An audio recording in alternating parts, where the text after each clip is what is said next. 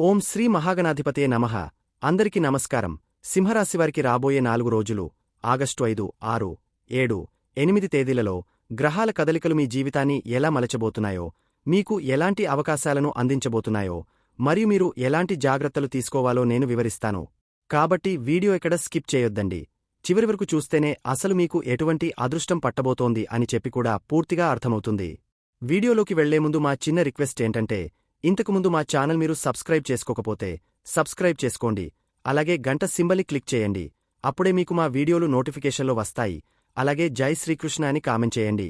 ఈ రోజు నేను ఒక జ్యోతిష్యుడిగా కాదు, మీలో ఒకడిగా, మీ బలాన్ని మీకు గుర్తు చేయడానికి వచ్చిన ఒక స్నేహితుడిగా వచ్చాను. ఎందుకంటే కొన్నిసార్లు దట్టమైన అడవిలో దారి తప్పిన సింహానికి కూడా తన గర్జన ఎంత శక్తివంతమైనదో గుర్తు చేయాల్సి వస్తుంది. ప్రస్తుత మీలో చాలామంది అలాంటి ఒక మానసిక స్థితిలోనే ఉన్నారని నాకు తెలుసు. ఏంటిది నా జీవితం? నేనెందుకు ఇంత కష్టపడుతున్నాను? నాది సింహరాశినేనా? నాలో ఆ పాత ధైర్యం, ఆ తేజస్సు ఏమైపోయాయి అని మీలో మీరు మథనపడుతున్నారు. మీ ఆవేదన నాకు అర్థమవుతోంది. అందుకే ఈ రోజు మీ గొప్పదనం గురించి, మీరు ఎదుర్కొంటున్న సవాళ్ల గురించి, ఆ సవాళ్లను మీరు ఎలా జయించగలరనే దాని గురించి వివరంగా మాట్లాడుకుందాం. మొదటగా మిమ్మల్ని మీరు ఒకసారి గుర్తు చేసుకోండి. మీరు సామాన్యులు కాదు. మీరు సింహరాశిలో పుట్టినవారు. రాశి చక్రానికే రాజు మీ రాశ్యాధిపతి అయిన సూర్యభగవానుడు. ఆ సూర్యుడి లక్షణాలన్నీ మీలో ఉన్నాయి. 1000 మేఘాలు కమ్మేసినా తన ఒక్క కిరణంతో ఆ మేఘాలను చీల్చుకుని బయటకు వచ్చి ప్రపంచానికి వెలుగునిచ్చే సూర్యుడి శక్తి మీది.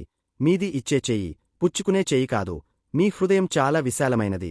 10 మందికి సాయం చేయాలనే తపన, అందరినీ కలుపుకుని పోవాలనే నాయకత్వ లక్షణం మీ రక్తంలోనే ఉంది.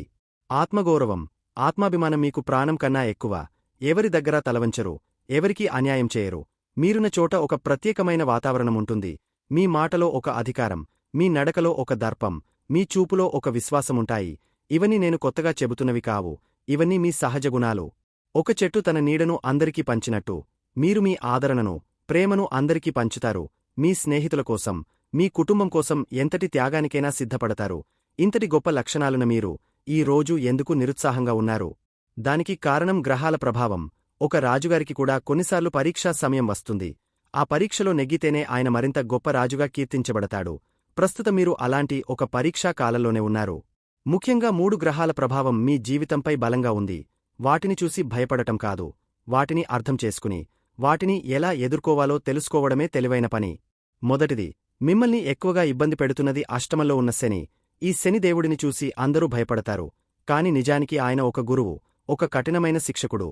ఆయన మనకు పాఠాలు నేర్పడానికే వస్తాడు. అష్టమ శని ప్రభావం వల్ల మీరు చేసే పనుల్లో విపరీతమైన ఆలస్యం జరుగుతూ ఉంటుంది.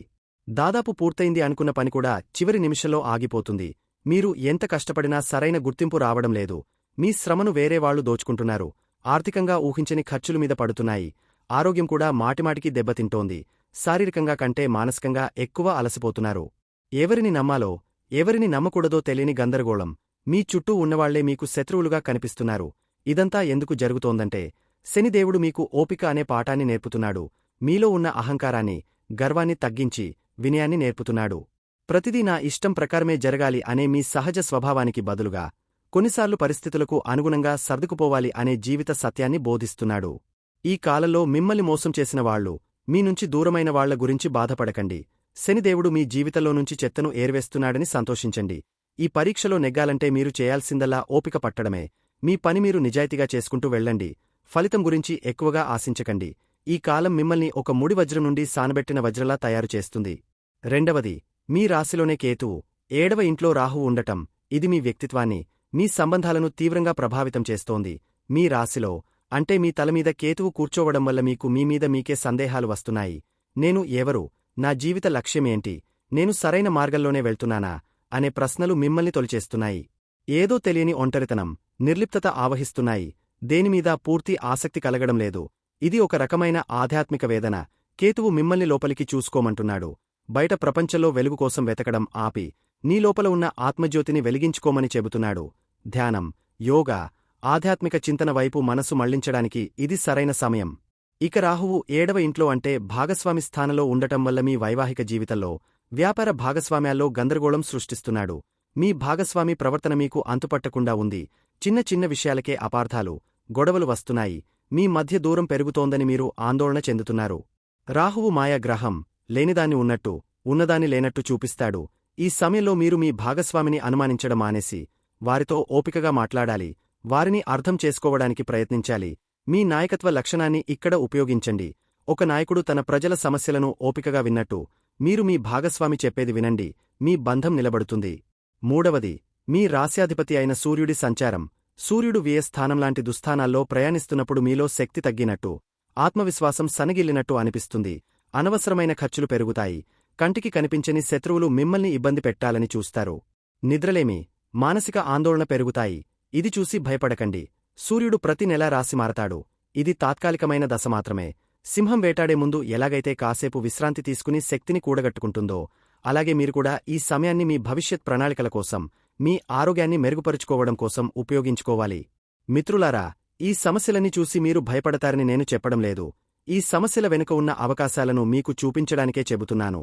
అష్టమ శని మీకు సహనాన్ని, క్రమశిక్షణను నేర్పి మిమ్మల్ని మరింత పరిణతి చెందిన వ్యక్తిగా మారుస్తున్నాడు. కేతువు మీకు ఆత్మపరిశీలన చేసుకునే అవకాశమిచ్చి మీ నిజమైన శక్తిని మీరు తెలుసుకునేలా చేస్తున్నాడు. రాహువు మీ సంబంధాలలో ఉన్న లోపాలను బయటపెట్టి వాటిని సరిదిద్దుకునే అవకాశం ఇస్తున్నాడు. ఇవన్నీ పాఠాలే తప్ప శిక్షలు కావు. ఇప్పుడు మీరు అడగవచ్చు, సరే, ఇవన్నీ బాగానే ఉన్నాయి, కాని ఈ పరిస్థితి నుండి బయటపడటం ఎలా అని. దానికి కూడా మార్గాలున్నాయి. ఆ మార్గాలు ఎక్కడో లేవు, మీలోనే ఉన్నాయి. ముందుగా, మీ రాజును మీరు గౌరవించండి. ప్రతిరోజూ ఉదయాన్నే సూర్య నమస్కారం చేయండి. ఉదయిస్తున్న సూర్యుడికి అర్ఘ్యం ఇవ్వండి. ఆదిత్య హృదయం చదవండి లేదా వినండి. ఇది మీలో ఆత్మవిశ్వాసాన్ని నింపుతుంది. మీ తండ్రిగారితో సత్సంబంధాలు కలిగి ఉండండి. ఆయన ఆశీర్వాదం మీకు రక్షా కవచలా పనిచేస్తుంది. రెండవది, శనిదేవుడిని శాంతింపజేయండి. ఆయనకు క్రమశిక్షణ, సేవ అంటే ఇష్టం. ప్రతి శనివారం హనుమాన్ చాలీసా పఠించండి. ఆంజనేయస్వామిని పూజించే వారిని చూసి శనిదేవుడు భయపడతాడు. మీకు చేతనైనంతలో పేదవారికి, వృద్ధులకు, వికలాంగులకు సహాయం చేయండి. నల్లని వస్తువులు, నువ్వులు దానం చేయండి. కాకులకు ఆహారం పెట్టండి. ఈ చిన్న చిన్న పనులు శనిదేవుడి అనుగ్రహాన్ని మీకు అందిస్తాయి. మూడవది, మీలో ఉన్న గందరగోళాన్ని తొలగించుకోండి. ప్రతిరోజూ కొద్దిసేపు ధ్యానం చేయండి. మీ మనసును ప్రశాంతంగా ఉంచుకోవడానికి ప్రయత్నించండి. వినాయకుడిని పూజించండి. ఓం గం గణపతే నమః అనే మంత్రాన్ని జపించండి. ఆయనే మీ దారిలో ఉన్న అడ్డంకులను తొలగిస్తాడు. వీటన్నిటికన్నా ముఖ్యమైన పరిహారం ఒకటి ఉంది. అదే మీ నమ్మకం. మీమీద మీకు నమ్మకం. ఈ గ్రహాలన్నీ మిమ్మల్ని పడగట్టడానికి రాలేదు, మిమ్మల్ని మరింత ఎత్తుకు ఎదిగేలా చేయడానికి వచ్చాయని నమ్మండి. ఒక బంగారు ఆభరణం తయారవ్వాలంటే ఆ బంగారం అగ్నిలో కాలక తప్పదు, సుత్తి దెబ్బలు తినక తప్పదు. ఇప్పుడు మీరు పడుతున్న కష్టాలు అగ్ని లాంటివి, ఆ సుత్తి దెబ్బలు లాంటివి. ఈ పరీక్ష పూర్తయ్యేసరికి మీరు మరింత ప్రకాశవంతమైన, మరింత విలువైన, మరింత శక్తివంతమైన వ్యక్తిగా బయటకు వస్తారు. ఒక విషయం మర్చిపోకండి, ఎన్ని కష్టాలున్నా మీకు ఒక అద్భుతమైన వరం ఉంది. అదే మీ లాభస్థానంలో ఉన్న గురు, శుక్రుల వంటి శుభగ్రహాల సంచారం. అంటే మీరు ఎంత కష్టపడినా చివరికి లాభం మీకే వస్తుంది. మీకు సహాయం చేయడానికి స్నేహితులు, శ్రేయోభిలాషులు ఎప్పుడూ సిద్ధంగా ఉంటారు. మీరు అడగాలేగాని సహాయం చేయడానికి ఎందరో ముందుకు వస్తారు. కాబట్టి ఒంటరిగా పోరాడకండి. మీ వాళ్లతో మీ సమస్యలను పంచుకోండి. మిత్రులారా, మేఘాలు శాశ్వతం కాదు, కాని సూర్యుడు శాశ్వతం. కష్టాలు శాశ్వతం కాదు, కాని మీ ఆత్మబలం శాశ్వతం. ఈ కష్టకాలాన్ని ఒక సవాలుగా తీసుకోండి. మీలో దాగి ఉన్న సింహాన్ని నిద్రలేపండి. నిరాశ అనే చీకటి గుహలో నుండి బయటకు రండి. మీ ఆత్మగౌరవాన్ని మళ్లీ పునికి పుచ్చుకోండి. మీరు పడిపోవడానికి పుట్టలేదు, 10 మందిని నడిపించడానికి పుట్టారు. మీరు అనుసరించడానికి పుట్టలేదు, శాసించడానికి పుట్టారు. ఈ కష్టాలన్నీ మిమ్మల్ని బలహీనపరచలేవు. అవి మీలోని నిజమైన యోధుడిని ప్రపంచానికి పరిచయం చేస్తాయి. ఇక ఆలస్యం చేయకండి. మీ గతాన్ని చూసి బాధపడటం ఆపండి. మీ భవిష్యత్తును చూసి భయపడటం ఆపండి. వర్తమానంలో జీవించండి. ఈ రోజు మీరు వేసే ప్రతి అడుగు మీ ఉజ్వల భవిష్యత్తుకు పునాది అని గుర్తుంచుకోండి. మీ గర్జన విని ఈ సమస్యలన్నీ పారిపోవాలి. మీ తేజస్సు చూసి ఈ అడ్డంకులని తలవంచాలి. ఎందుకంటే మీరు సింహరాశివారు. మీరు రాజులు. రాజులకు ఓటమి ఉండదు, కేవలం పాఠాలు మాత్రమే ఉంటాయి. ధైర్యంగా ముందుకు సాగండి. మీ వెనుక గ్రహాల ఆశీస్సులు, మీ ముందు విజయ సోపానాలు ఉన్నాయి. లేచి నిలబడండి, గర్జించండి. ఈ ప్రపంచం మీది. సింహరాశివారికి ఆగస్టు 5 నుండి ఆగస్టు 8 వరకు గ్రహ సంచారాల ఆధారంగా మీ దిన ఫలాలను వివరంగా తెలుసుకుందాం. ఈ 4 రోజులు మీ జీవితంలో కొన్ని ముఖ్యమైన మార్పులను, అవకాశాలను మరియు సవాళ్లను తీసుకువస్తున్నాయి. గ్రహాల స్థానాలను బట్టి మీ ప్రయాణాన్ని ఎలా సానుకూలంగా మలచుకోవాలో చూద్దాం. మీ రాశి అధిపతి సూర్యుడు బుధుడితో కలిసి మీ జాతకంలో 12వ ఇంట్లో అంటే వ్యయస్థానంలో సంచరిస్తున్నాడు. ఇది కొంచెం జాగ్రత్తగా ఉండాల్సిన సమయం. మరోవైపు లాభస్థానమైనంటే 11వ ఇంట్లో గురు, శుక్రుల కలయిక అద్భుతమైన యోగాన్ని ఇస్తోంది. ఇక అష్టమంలో శని, 7వ ఇంట్లో రాహువు, మీ రాశిలోనే కేతువు ఉండటం వల్ల ఈ వారం మిశ్రమ ఫలితాలను ఇస్తుంది. ఆందోళన పడకుండా ప్రతిరోజును ఎలా ఎదుర్కోవాలో వివరంగా తెలుసుకుందాం. ఆగస్టు 5 మంగళవారం రోజు మీ ఆలోచనలు, భావోద్వేగాలు రెండు విభిన్నమైన దశల్లో ఉంటాయి. రోజు మొదటి భాగంలో చంద్రుడు మీ 4వ ఇంట్లో అంటే సుఖస్థానంలో ఉండటం వల్ల మీ దృష్టి అంతా కుటుంబం, ఇల్లు, తల్లిగారి ఆరోగ్యమీద ఉంటుంది. అయితే చంద్రుడు ఇక్కడ నీచల్లో ఉండటం వల్ల ఇంట్లో చిన్న చిన్న విషయాలకే మానసిక ప్రశాంతత లోపించవచ్చు. మధ్యాహ్నం 12 గంటల తర్వాత చంద్రుడు 5వ ఇంట్లోకి మారడంతో పరిస్థితి ఒక్కసారిగా మారిపోతుంది. మీ మనస్సు తేలికపడి సృజనాత్మకంగా, ఉత్సాహంగా మారుతుంది. ఇక మీ కుటుంబ జీవితం విషయానికి వస్తే ఉదయం పూట ఇంట్లో వారితో మాట్లాడేటప్పుడు మాటల్లో కాస్త నిగ్రహం పాటించడం చాలా అవసరం. మీ రాశికి 2వ ఇంట్లో కుజుడు ఉండటం వల్ల మాటలు కొన్నిసార్లు కఠినంగా రావచ్చు. ఇది అనవసరమైన అపార్థాలకు దారితీస్తుంది. మధ్యాహ్నం నుండి వాతావరణం చాలా ఆహ్లాదకరంగా మారుతుంది. పిల్లలతో సమయం గడపడం, వారితో ఆడుకోవడం మీకు ఎంతో ఆనందాన్ని ఇస్తుంది. వారి చదువుల విషయంలో మీరు తీసుకునే శ్రద్ధ మంచి ఫలితాలను ఇస్తుంది. ఉద్యోగస్తులకు ఈ రోజు ఒక పరీక్ష లాంటిది. 12వ ఇంట్లో రాస్యాధిపతి సూర్యుడు ఉండటం వల్ల పనిలో కొంచెం నీరసంగా, ఆసక్తి తక్కువగా అనిపించవచ్చు. మీ వెనుక ఏదో కుట్ర జరుగుతోందన్న భావన కలగవచ్చు. కానీ భయపడాల్సిన అవసరం లేదు. 11వ ఇంట్లో ఉన్న గురు, శుక్రుల బలంతో పై అధికారుల నుండి, సహోద్యోగుల నుండి మీకు ఊహించని మద్దతు లభిస్తుంది. మీరు చేయాల్సిందల్లా అనవసరమైన విషయాల్లో తలదూర్చకుండా మీ పని మీరు చేసుకుపోవడమే. మధ్యాహ్నం తర్వాత కొత్త ఆలోచనలు వస్తాయి. వాటినిపై అధికారులతో పంచుకోవడానికి ప్రయత్నించండి. వ్యాపారస్తులకు ఈ రోజు ఆర్థిక విషయాల్లో చాలా అప్రమత్తంగా ఉండాలి. 12వ ఇంట్లో ఉన్న సూర్య, బుధులు ఊహించని ఖర్చులను సూచిస్తున్నారు. ఎవరికీ అప్పు ఇవ్వడానికి గాని, పెట్టుబడుల విషయంలో తొందరపడి నిర్ణయాలు తీసుకోవడానికి గాని ఇది సరైన సమయం కాదు. అయితే 11వ ఇంట్లో ఉన్న గ్రహాల వల్ల పాత బకాయిలు వసూలవడం, స్నేహితుల ద్వారా వ్యాపారంలో కొత్త అవకాశాలు రావడం జరగవచ్చు. మధ్యాహ్నం తర్వాత వ్యాపారంలో ఏదైనా సృజనాత్మకమైన మార్పులు చేయడానికి ఆలోచించడం మంచిదే. మీ ఆర్థిక స్థితి ఈ రోజు ఒక బ్యాలెన్సింగ్ యాక్ట్ లాగా ఉంటుంది. ఒకవైపు ఖర్చులు పెరిగే సూచనలు బలంగా ఉన్నాయి, మరోవైపు లాభాలు కూడా అంతే బలంగా వస్తాయి. వచ్చిన డబ్బు వచ్చినట్టే ఖర్చయ్యే అవకాశముంది. కాబట్టి ప్రణాళికతో ఖర్చు చేయడం నేర్చుకోవాలి. విలాసాలకు, అనవసరమైన వస్తువులకు దూరంగా ఉండటం ఉత్తమం. ఆరోగ్యం విషయంలో కొంచెం శ్రద్ధ అవసరం. మీ రాశిలో కేతువు, 8వ ఇంట్లో శని ఉండటం వల్ల శక్తి స్థాయిలు కొంచెం తక్కువగా ఉండవచ్చు. ఏదో తెలియని అలసట, నీరసం మిమ్మల్ని ఇబ్బంది పెట్టవచ్చు. ఉదయం పూట 4వ ఇంటి చంద్రుడి ప్రభావంతో మానసిక ఆందోళన, ఛాతీలో అసౌకర్యంగా అనిపించవచ్చు. ధ్యానం, యోగా చేయడం వల్ల మానసిక ప్రశాంతత లభిస్తుంది. వివాహితులకు 7వ ఇంట్లో రాహువు ఉండటం వల్ల భాగస్వామితో చిన్న చిన్న అపార్థాలు వచ్చే అవకాశముంది. మీ భాగస్వామి ప్రవర్తన మీకు అర్థం కానట్టుగా అనిపించవచ్చు. ఓపికతో వ్యవహరించండి. మధ్యాహ్నం నుండి 5వ ఇంటి చంద్రుడి ప్రభావంతో మీ మధ్య ప్రేమ, అనురాగాలు పెరుగుతాయి. కలిసి సరదాగా బయటకు వెళ్లడానికి ప్లాన్ చేసుకోవచ్చు. విద్యార్థులకు ఉదయం పూట చదువుపై ఏకాగ్రత కుదరడం కష్టం. మనసు ఇంటి విషయాల మీదకు మళ్లుతుంది. కాని మధ్యాహ్నం నుండి సమయం మీకు చాలా అనుకూలంగా ఉంటుంది. చదువుకోవాలన్న ఆసక్తి పెరుగుతుంది. కొత్త విషయాలు సులభంగా అర్థమవుతాయి. కష్టమైన సబ్జెక్టులను ఈ సమయంలో చదవడం మంచిది. ఇక ప్రేమికుల విషయానికొస్తే మీ బంధంలో ఉదయం పూట కొంత గందరగోళం ఉండవచ్చు. కాని మధ్యాహ్నం తర్వాత పరిస్థితులు మీకు అనుకూలంగా మారతాయి. మీ ప్రేమను వ్యక్తపరచడానికి, మీ భాగస్వామితో మనసు విప్పి మాట్లాడుకోవడానికి ఇది అద్భుతమైన సమయం. మీ మధ్య ఉన్న అపార్థాలు తొలగిపోయి బంధం మరింత బలపడుతుంది. ఆగస్టు 6, 7 ఈ 2 రోజులు మీ పాలిట వరంలాంటివి. చంద్రుడు మీ 5వ ఇంట్లో, గురువు రాశిలో సంచరించడం మీకు మానసికంగా ఎంతో ఉత్సాహాన్ని, ఆనందాన్ని ఇస్తుంది. మీ ఆలోచనలు చాలా పాజిటివ్గా, భవిష్యత్తు మీద ఆశతో నిండి ఉంటాయి. ఈ సానుకూల దృక్పథమే మిమ్మల్ని ముందుకు నడిపిస్తుంది. 5వ ఇంట్లో చంద్రుడు, 11వ ఇంట్లో గురుశుక్రుల కలయిక అనేది ఒక అద్భుతమైన యోగం. దీనివల్ల మీరు వేసే ప్రణాళికలు, మీ సృజనాత్మక ఆలోచనలు లాభాలుగా మారే బలమైన అవకాశముంది. కుటుంబ జీవితంలో ఈ 2 రోజులు చాలా సంతోషంగా గడుస్తాయి. పిల్లలతో ఎక్కువ సమయం గడుపుతారు. వారి విజయాలు మీకు గర్వకారణంగా నిలుస్తాయి. ఇంట్లో పండగ వాతావరణముంటుంది. బంధువుల రాకపోకలు ఉండవచ్చు. మీ మాటకు కుటుంబంలో మంచి విలువ ఉంటుంది. అందరితోనూ ప్రేమగా, సరదాగా ఉంటారు. ఉద్యోగస్తులకు ఈ కాలం చాలా అనుకూలంగా ఉంటుంది. మీ సృజనాత్మకతకు, కొత్త ఆలోచనలకు కార్యాలయంలో మంచి గుర్తింపు లభిస్తుంది. పై అధికారులను మీ పనితీరుతో ఆకట్టుకుంటారు. ప్రమోషన్ లేదా జీతం పెంపు గురించి చర్చించడానికి ఇది సరైన సమయం. మీ పనులన్నీ సులభంగా పూర్తవుతాయి. సహోద్యోగుల సహాయ సహకారాలు పూర్తిగా ఉంటాయి. వ్యాపారస్తులకు ఇది బంగారు సమయం అని చెప్పొచ్చు. మీ వ్యాపారంలో కొత్త ప్రయోగాలు చేయడానికి, మార్కెటింగ్లో వినూత్నమైన పద్ధతులు పాటించడానికి ఇది సరైన తరుణం. ముఖ్యంగా కళలు, వినోదం, విద్య, కన్సల్టెన్సీ వంటి రంగాల్లో ఉన్నవారికి ఊహించని లాభాలు వస్తాయి. స్నేహితులు, పెద్దల సలహాలతో వ్యాపారాన్ని విస్తరించడానికి ప్రయత్నించండి.